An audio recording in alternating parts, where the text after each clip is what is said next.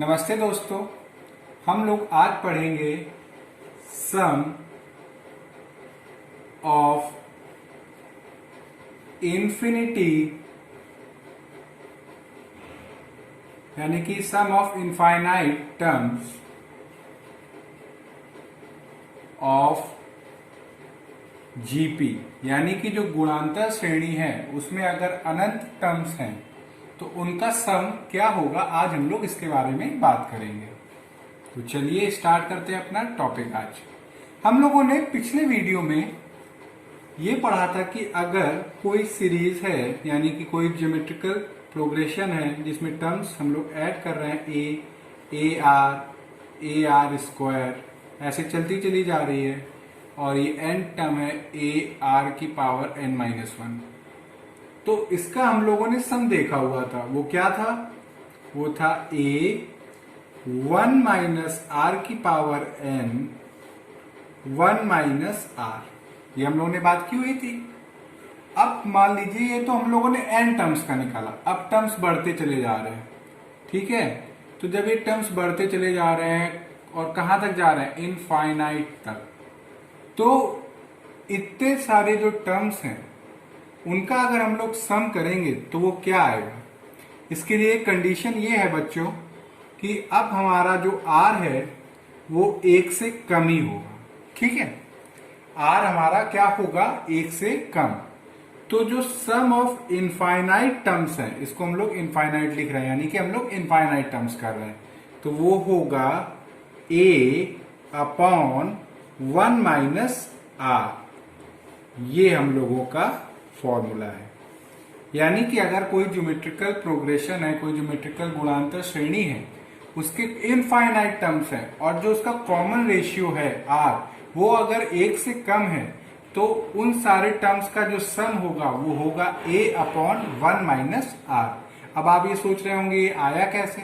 आपको पता है कि कोई भी नंबर, ये पिछले वीडियो में भी आपको मैंने बताया था कि अगर एक से छोटा होता है और उसकी पावर बढ़ाते हैं तो वो नंबर और छोटा होता चला जाता है।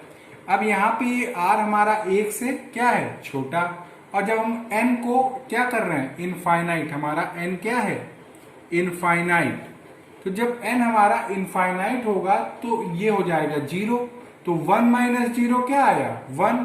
तो वही ए अपॉन वन माइनस आर। चलिए इसके ऊपर हम लोग एक एग्जाम्पल लेते हैं, उससे हम लोग इसको समझते हैं। एग्जाम्पल कि हमारी एक जीपी है, ये one upon one by three, one upon nine, one upon 27 और ऐसे चलती चली जा रही है, ठीक है। हमें सम बताना है इनफाइनाइट टर्म्स का। सम ऑफ इनफाइनाइट टर्म्स हम लोगों को सम बताना है। तो देखिए हमारी ये जीपी दी हुई है तो इसका फर्स्ट टर्म क्या है? ए वन बाई थ्री।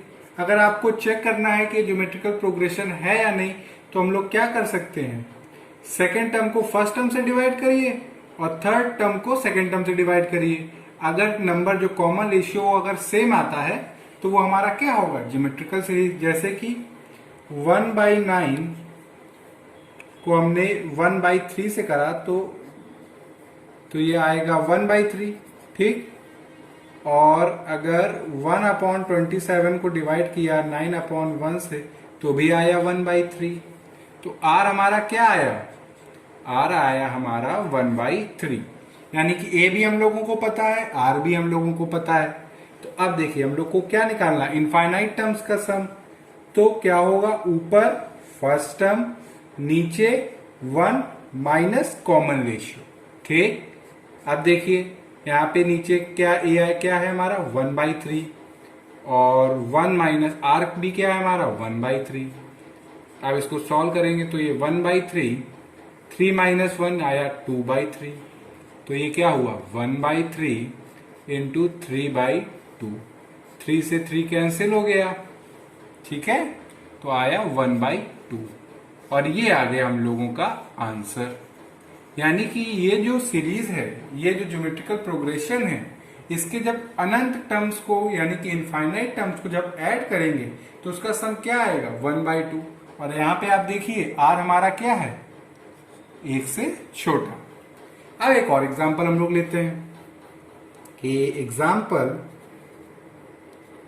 एग्जाम्पल हमारा है कि एक ये दिया हुआ है relation y is equal to x plus x square x cube, ऐसे चलता चला जा रहा है और ये इनफाइनाइट तक जा रहा है, ठीक है। और x हमारा 1 से लेस देन है, ठीक है। अब हमें x और y का रिलेशन बताना है, यानी कि इन दोनों के बीच में हम लोग को रिलेशन बताना। तो देखिए y इज इक्वल टू, ठीक, अब ये एक हमारी क्या है, ज्योमेट्रिकल प्रोग्रेशन, गुणांतर श्रेणी, ठीक है। इसमें x है और कॉमन टर्म क्या है, जो r है वो भी x है हमारा, यानी कि a भी हमारा x है और लगातार जो टर्म मल्टीप्लाई हो रहा है वो क्या है हमारा, वो भी x है। तो हम लोगों ने सम ऑफ इनफाइनाइट टर्म्स पढ़ा है, वो क्या होता है a अपॉन 1 माइनस r। तो यहाँ पे a क्या है, x, ठीक, और r भी क्या है हमारा x, ठीक। तो 1 माइनस एक्स को उधर ले जाएंगे तो हो जाएगा y minus y x equal to x, ठीक।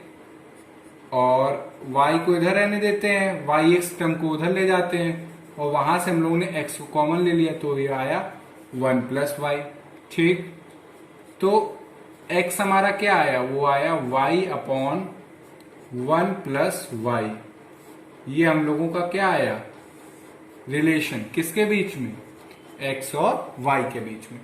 अब हम लोग एक ऐसा क्वेश्चन लेते हैं, देखिएगा इसको, कि अगर हमसे कह रहे हैं फाइंड जीपी, हमसे कह रहे हैं गुणांतर श्रेणी बताइए, ठीक है, जिसका सेकंड टर्म दिया हुआ है -8, ठीक, और जो इनफाइनाइट टर्म्स का जो सम है वो दिया हुआ है 18, ठीक है। और हमसे कह रहे हैं ऐसी गुणांतर श्रेणी बताइए जिसका सेकंड टर्म है -8 और उसके जब इनफाइनाइट टर्म्स को हम लोग ऐड करते तो आता है 18। तो ठीक है, हम लोग लेट करके चलते हैं कि जो हमारी ज्योमेट्रिकल प्रोग्रेशन है वो कैसी है, लेट जीपी बी, ए हमारा फर्स्ट टर्म होगा, ए आर स्क्वायर, और ऐसे चलती चली जा रही होगी, ठीक। और सम ऑफ इनफाइनाइट टर्म्स हम लोग ने फॉर्मूला अभी हम लोगों ने सीखा, वो क्या होता है, ए अपॉन 1 माइनस आर, ठीक है। और सेकंड टर्म हमारा, या पहले इसको हम लोग सॉल्व करते हैं थोड़ा, तो सम ऑफ इनफाइनाइट टर्म्स है 18, ठीक है, ये a अपॉन 1 माइनस आर। तो यहां से हम लोग a की एक वैल्यू निकाल लेते हैं जो कि r के टर्म्स में आएगी, वो आएगी 18 1 माइनस आर, ठीक। यहां तक हम लोग क्लियर। अब आप ये क्या कह रहे हैं कि उस जो ज्योमेट्रिकल प्रोग्रेशन जिसको निकालना है उसका सेकेंड टर्म दिया हुआ है, और वो सेकेंड टर्म हमारा क्या है, ए आर, जो कि है -8। अब a की जगह हम लोग वैल्यू सब्स्टिट्यूट कर देंगे 18 इंटू 1 माइनस आर की, तो 18 1 minus r into r is equal to -8, ठीक है। अब देखिए इसको मल्टीप्लाई कराएंगे तो ये आएगा 18r माइनस 18r स्क्वायर -8, ठीक है। जिसको हम लोग कैसे लिख सकते हैं, ये 18 माइनस 18r स्क्वायर उधर चला जाएगा तो ये हो गया 18r स्क्वायर, ये उधर जाएगा तो ये माइनस में हो जाएगा तो ये -18r, और ये क्या है हमारा -8 इक्वल टू 0। यहाँ पे क्या हो गया 0, जो हम लोगों ने ऐसे लिख दिया। अब हम लोग इससे क्या कर सकते हैं, 2 साइड डिवाइड कर सकते हैं, तो हम लोग 2 इससे डिवाइड कर देते हैं, तो ये आ गया 9r square minus 9r minus 4 equal to 0। अब हम लोगों ने क्या कहते हैं, जब हम लोग कमर्शियल मैथ पढ़ रहे हैं तो उसमें हम लोगों ने क्वाड्रेटिक इक्वेशन पढ़ी हुई है, ठीक है। तो उसका फॉर्मूला हम लोगों को पता है, वो क्या होता है, x is equal to minus b plus minus under root b square minus 4ac upon 2a, ठीक है। तो r हम लोग अगर निकालेंगे तो r आएगा 9 प्लस माइनस 81, और ये माइनस माइनस हो जाएगा प्लस, 4 4 हो जाएगा 16, 16 इंटू 19 हुआ 144, ठीक है, इंटू 2a यानी कि 18। आप इससे कंपेयर करेंगे तो आप जब वैल्यू पुट करेंगे तो यही आएगा। तो 9 प्लस माइनस 225 अपॉन 18, जिसको सॉल्व करेंगे तो आएगा 9 प्लस माइनस 15 अपॉन 18, ठीक है। इसको जब सॉल्व करेंगे तो 9 प्लस 15 हुआ 24 अपॉन 18, और एक आया हमारा -15 यानी कि -6 अपॉन 18। तो इसको जब सिंप्लीफाई करेंगे तो एक आएगा 4/3 और एक आएगा -1/3। तो हम लोग 4/3 नहीं लेंगे। ऐसा क्यों? क्योंकि इनफाइनाइट टर्म्स के लिए जो r है वो क्या होना चाहिए, 1 से छोटा, और ये कुछ आ रहा है 1.333 करके, तो इसको हम लोग नहीं लेंगे। हम लोग कौन सी वैल्यू लेंगे, -1/3, क्योंकि ये हमारा 1 से क्या है, छोटा है, ठीक है, जो आप समझ गए होंगे, ये 1 से हम लोगों का छोटा है।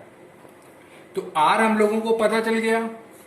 तो a अब हमारा क्या आएगा, a आएगा 18, 1 प्लस 1/3, तो 18 ये हो गया 4/3, ये 6, तो ये आया 24, यानी कि हम लोगों का a निकल आया। a आया हम लोगों का 24 और r आया हम लोगों का -1/3, ठीक। अब ये आया वैल्यू, तो जब हम ये वैल्यू यहाँ पे सब्स्टिट्यूट करेंगे तो हम लोगों की क्या आ जाएगी, जीपी। अब स्पेस कम है तो क्या कहते हैं, मैं आपको कहाँ बताऊं, यहाँ पे बता देता हूं, ठीक है। यहाँ पे ये जो थर्ड एग्जांपल है, आप अब हम लोगों को सिर्फ और सिर्फ जीपी बनानी है। तो ए था फर्स्ट टर्म, ए हम लोगों का आ गया 24, ठीक है, जीपी हम लोगों को क्या है 24। सेकेंड टर्म क्या है, ए आर, तो ए आर करेंगे तो आएगा कितना, -8, और देखिए -8 सेकेंड टर्म दिया भी हुआ है और हम लोगों ने निकाला भी। अब इसमें क्या हम लोग मल्टीप्लाई करेंगे, फिर से आर मल्टीप्लाई करेंगे तो आएगा हम लोगों का 8/3, ठीक, और ये ऐसे चलती चली जाएगी सीरीज, ये ठीक है, ऐसे चलती चली जाएगी। तो ये क्या आ गई, हमारी जीपी आ गई। तो आज हम लोगों ने sum of infinite terms of GP पढ़ा, उससे रिलेटेड हम लोगों ने 3 प्रॉब्लम्स करी और इसको समझा। अगर आपको इसमें कहीं पे कोई भी डाउट हो तो आप कमेंट सेक्शन में लिख के बताइएगा। Thank you.